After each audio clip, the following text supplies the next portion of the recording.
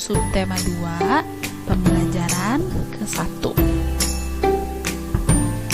Nah, pada pembelajaran hari ini ada teman kita nih yang akan mengajak kalian bersepeda berkeliling taman. Adakah dari kalian yang suka bersepeda seperti mereka?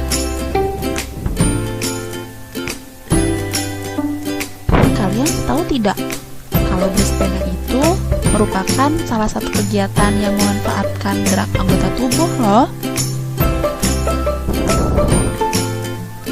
Nah, sekarang ibu mau tanya, apa saja sih alat gerak pada manusia? Ada yang tahu? Untuk lebih jelasnya, mari sekarang kita dengarkan, kita lihat penjelasan dari ibu. Nah, pada umumnya, alat gerak pada manusia itu dibagi menjadi dua. Ada alat gerak aktif, ada alat gerak pasif. Alat gerak aktif pada manusia yaitu adalah otot. Sedangkan alat gerak pasif pada manusia adalah tulang. Nah, sekarang coba kita perhatikan gambar di samping ini. Nih, ada bagian tubuh yang ditutup oleh bagian merah-merah ini. Nah, inilah yang disebut dengan otot. Sedangkan bagian putih yang ada di sebelahnya adalah tulang. Jadi, tulang adalah alat gerak pasif yang dibungkus oleh otot yang merupakan alat gerak aktif dari manusia. Kita lanjutkan. Nah, kenapa sih otot itu disebut sebagai alat gerak aktif? Otot disebut alat gerak aktif karena otot bisa bergerak. Sedangkan tulang disebut alat gerak pasif karena tanpa adanya gerakan otot, tulang tidak bisa bergerak. Jadi, sebetulnya kita bisa bergerak karena adanya kerjasama antara otot dan tulang. Nah, sekarang perhatikan gambar berikut ini ya. Tubuh manusia itu terdiri atas 3 komponen penting yang membentuk tubuhnya.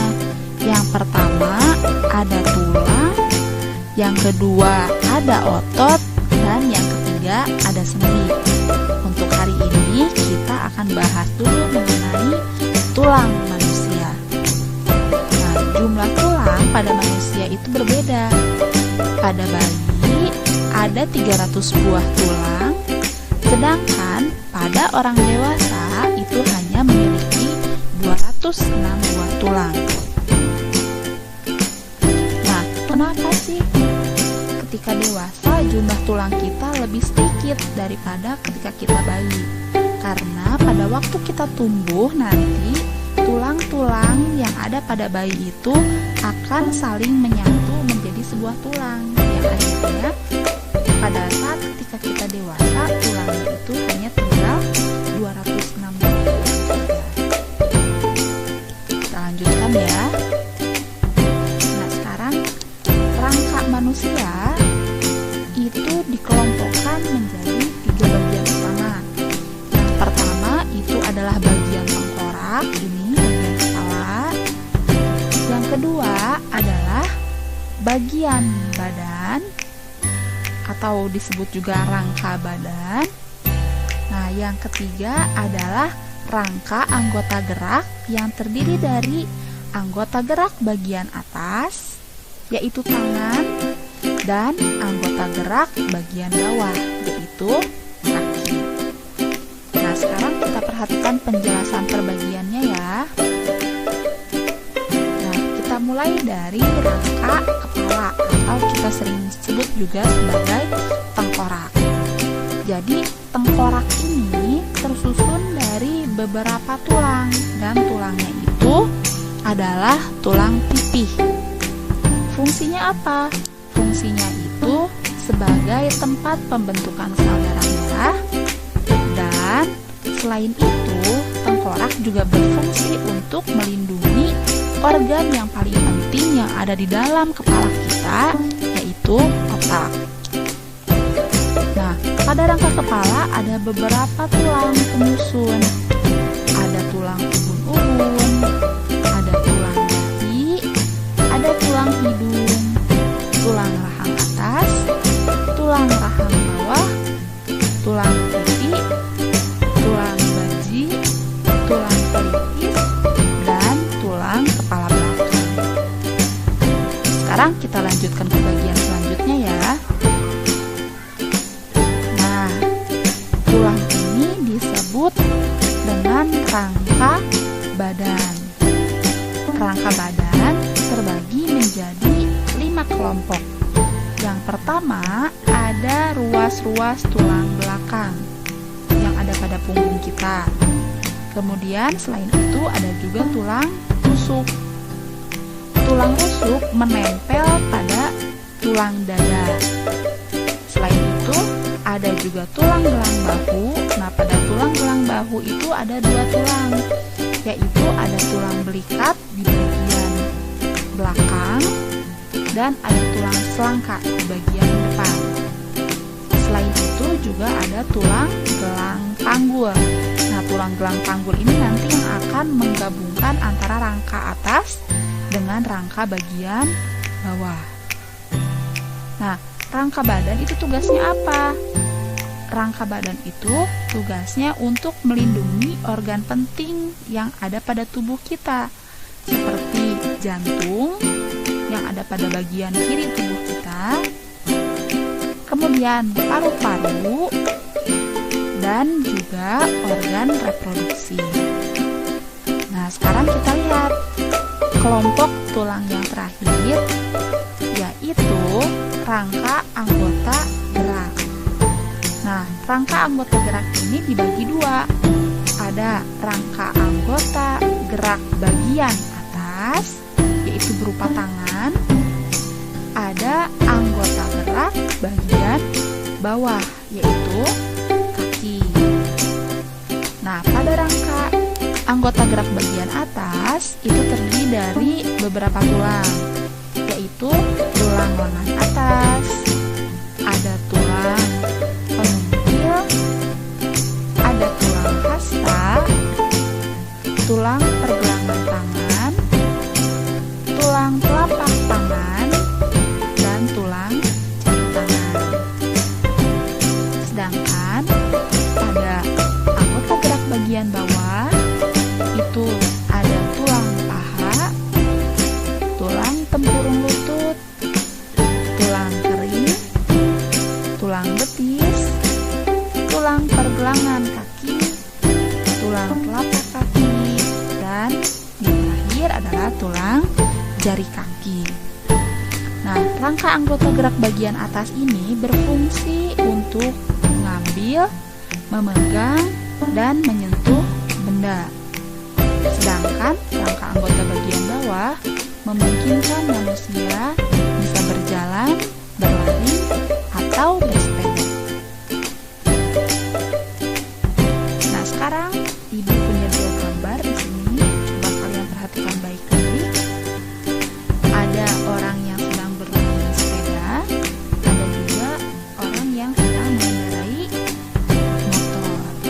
Menurut kalian, aktivitas mana sih yang lebih menyehatkan? Iya, betul. Jawabannya adalah bersepeda. Kenapa sih bersepeda merupakan aktivitas yang lebih menyehatkan? Karena ketika kita bersepeda, semua anggota tubuh kita ikut bergerak. Sedangkan ketika kita mengendarai kendaraan, tidak. Sekarang kita lanjutkan lagi ya.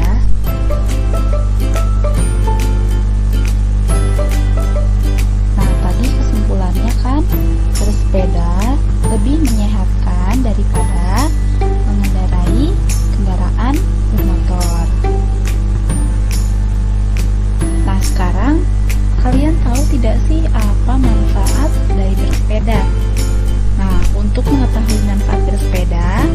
Yuk kita baca teks berikut ini.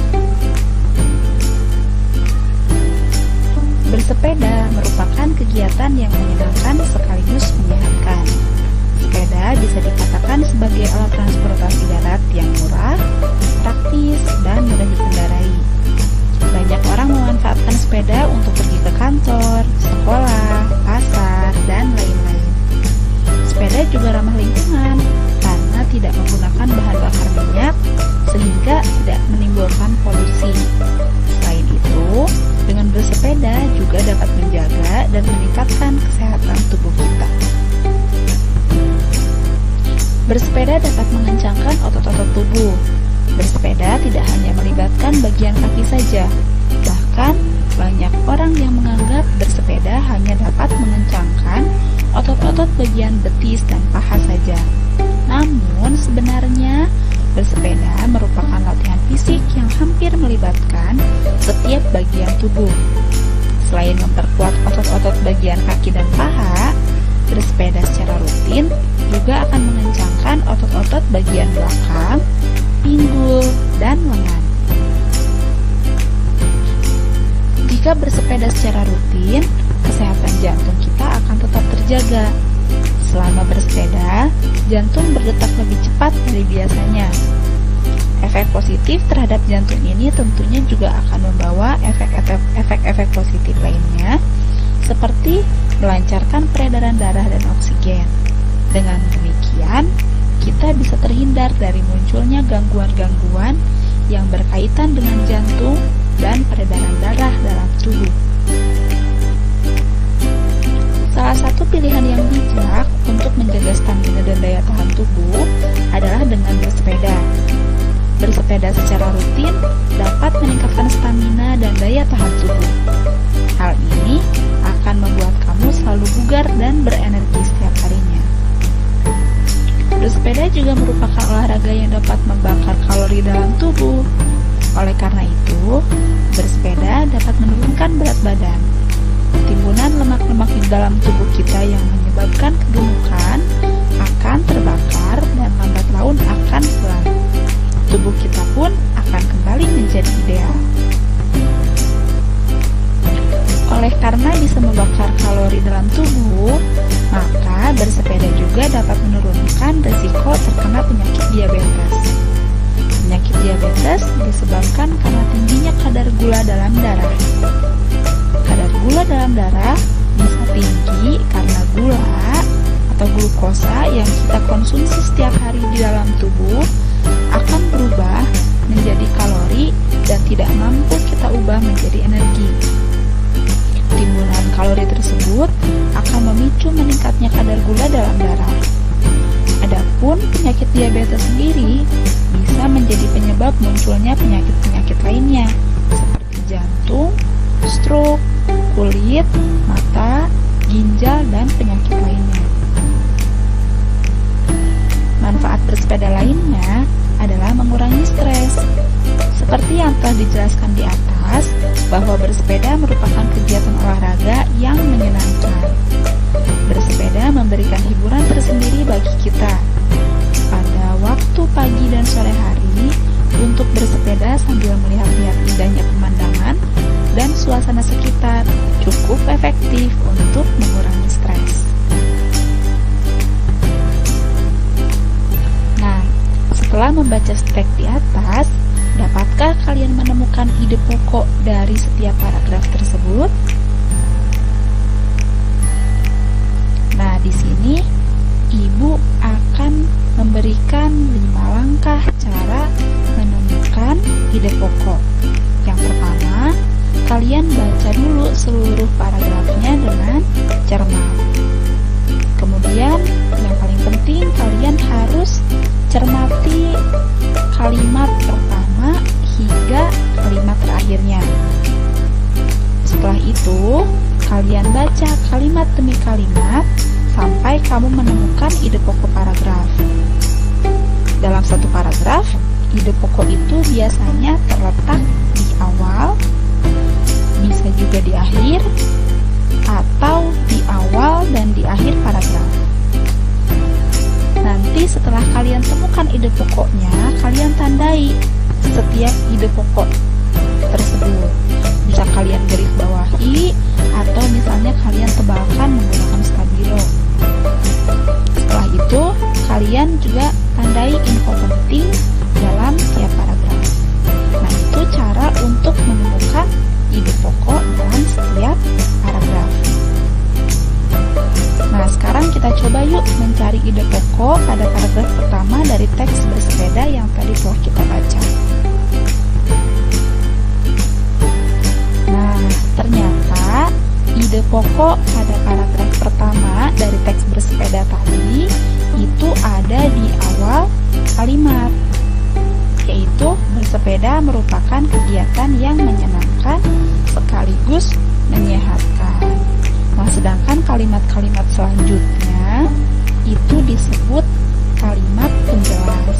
Nah, kalimat penjelas ini berfungsi untuk menjelaskan ide pokok yang ada pada kalimat utama. Nah, bagaimana? Mudah kan? Nah, sekarang kalian coba untuk menemukan ide pokok dari setiap paragraf tersebut, kemudian nanti tuliskan isinya pada tabel yang telah Ibu sediakan. Nah, bagaimana anak-anak pembelajaran hari ini? Tadi kita sudah belajar tentang otot, tentang rangka pada manusia, dan kita juga telah mempelajari bagaimana caranya menemukan ide pokok. Mudah-mudahan materinya dapat kalian pahami ya. Hari ini kita cukupkan dulu materinya. Jangan lupa nanti dikerjakan tugasnya. Kita bertemu lagi di pembelajaran selanjutnya.